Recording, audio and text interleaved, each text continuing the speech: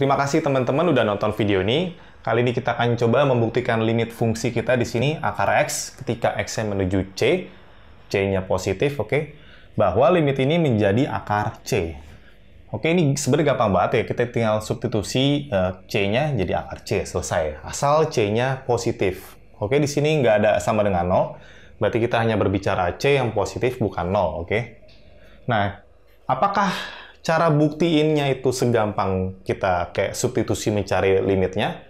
Nah, kita kembali ke definisi limit epsilon delta untuk membuktikan ini. Di mana limit X menuju C pada fungsi F, kalau jadinya L limitnya, artinya untuk semua bilangan positif si epsilon bakal terdapat si delta bilangan positif juga. Di mana si delta tersebut apabila X min C selisihnya mutlaknya berada di antara 0 dan delta, maka ini akan menyebabkan selisih Fx dan si L ini katanya, oke, akan lebih kecil dari sembarang bilangan epsilon. Jadi simpelnya, untuk semua bilangan epsilon bakal terdapat delta. Jadi kita akan coba mencari delta yang cocok untuk sembarang bilangan positif itu, yang mana delta tersebut juga harus membuat implikasi ini menjadi benar. Oke, jadi simpelnya kita akan coba mencari delta yang cocok dengan definisi itu. Oke, pertama kita punya si epsilon sembarang bilangan positif. Dan misal kita punya bahwa si delta, di mana si X min C lebih besar dari 0 dan lebih kecil dari delta. Dan dengan modal ini kita berharap akan bisa menghasilkan pernyataan yang ini. Oke, bahwa selisih Fx min L, selisih mutlaknya lebih kecil dari si epsilon. Jadi kita coba inspeksi si mutlak Fx min L. Fx min L. Nah, kita akan berharap bahwa ini bakal lebih kecil dari si sebarang bilangan epsilon dari modal awal kita di sini. Nah, kita akan coba modif otak-atik bentuk ini. Akar X min akar C bisa kita ubah menjadi si X min C dibagi akar X plus akar C. Ya kan? X min C bisa kita faktorkan menjadi akar X min akar C dikali akar X plus akar C. Akar X plus akar C habis, bakal jadi balik seperti ini. Oke. Dan ini bagi ini di dalam mutlak kita bisa pisahkan mutlaknya jadi mutlak X min C dibagi mutlak akar X plus akar C. Dan dari sini kita udah dapat bentuk yang mengandung X min C, di mana kita punya modal X min C lebih kecil dari sembarang bilangan positif si delta. Dan bagaimana dengan si penyebutnya ini? Akar X plus akar C. Nah, kita bisa lihat bahwa apabila kita punya 1 per akar X plus akar C, oke, ini akan selalu lebih kecil sama dengan dari 1 per akar C. Ya kan? Jadi mana C bilangan positif, dan kita juga harus meyakinkan bahwa akar X, oke, juga jadinya nggak mat error. Jadi si X-nya harus lebih besar sama dengan 0, biar akar ini menjadi bilangan real. Oke, dengan catatan si X harus lebih besar sama dengan 0. Nah, apabila kalian input sembarang bilangan non-negatif X ke akar ini, nah ini akan membuat penyebutnya menjadi semakin lebih besar dong. Ya kan, akar C positif tambah sesuatu yang positif bakal menjadi lebih besar.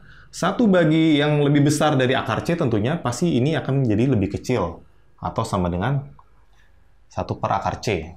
Berarti kita bisa lihat bahwa mutlak X min C dibagi ini, karena kalau X-nya lebih besar sama dengan 0, akar X itu positif, akar C juga positif, ya kan? Berarti yang bawah sini pasti positif, kita bisa hilangin aja tanda mutlaknya, nggak apa-apa. Dan kita tahu 1 per itu lebih kecil sama dengan 1 per akar C, berarti dia bakal lebih kecil dari ini.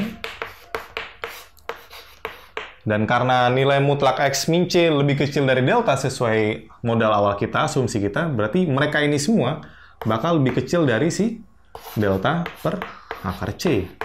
Di mana delta bilangan positif, dan akar C tentunya bilangan positif, nggak ada sama dengan 0 ya. Berarti kita nggak usah khawatir ini akan jadi pembagian dengan 0, nggak usah khawatir. Berarti dia akan menjadi sembarang bilangan positif, yang mana Fx min L lebih kecil dari sembarang bilangan positif. Ini bakal jadi si epsilon kita.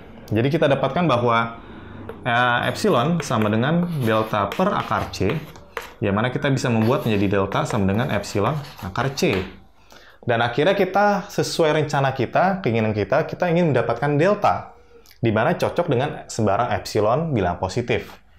Jadi kalau kita punya epsilon sekian, kita udah bisa dapat deltanya adalah epsilon kali akar C. Oke, dan ini akan membuat pertidaksamaan ini menjadi benar. Tapi kita harus hati-hati, kita harus ingat lagi bahwa si akar X di sini dari tadi, akar X-nya harus menjadi bilangan real. X-nya lebih besar sama dengan 0, ya kan? Nah, namun, modal awal kita di sini, X min C lebih kecil dari delta, apakah juga dapat memenuhi X lebih besar sama dengan 0? Ya kan? Siapa tahu belum tentu. Jadi kita coba cek X min C mutlak lebih kecil dari delta, kita cek ininya aja. Ya ini kan asal bukan C, pasti bakal lebih besar dari 0, ya kan? Berarti mutlak X min C lebih kecil dari delta. Oke, dengan sifat pertidaksamaan tanda mutlak, kita tahu bahwa X min C akan berada di antara delta dan min delta. Dan kalau kita tambahkan C ke semua ruas, kita bisa dapatkan bahwa X berada di antara delta plus C sama min delta plus C. Nah, kita ingin bahwa dari tadi X itu harus lebih besar sama dengan 0. Dan modal kita mengatakan X lebih besar dari min delta plus C. Nah, bisa jadi misalkan deltanya min 2, soalnya deltanya 2 berarti min 2, C-nya katakanlah 0,3. Berarti ini kan masih negatif. Berarti X lebih besar dari bilangan negatif yang jadi X masih bisa saja menjadi negatif, ya kan? Nah, kita nggak mau itu. Kita harus meyakinkan bahwa si X harus lebih besar sama dengan 0. Berarti si dia ini, kita harus meyakinkan bahwa si min delta plus C harus lebih besar sama dengan 0, yang mana kita bisa dapatkan bahwa si delta lebih kecil sama dengan C.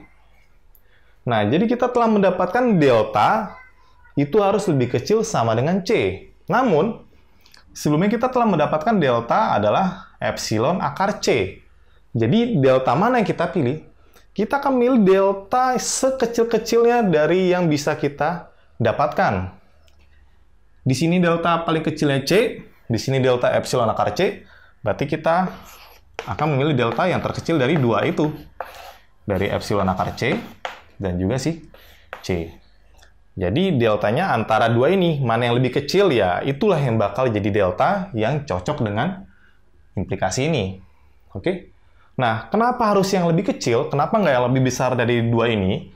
Karena ini semua kan bakal cocok berjalan dengan baik apabila si X lebih besar sama dengan 0.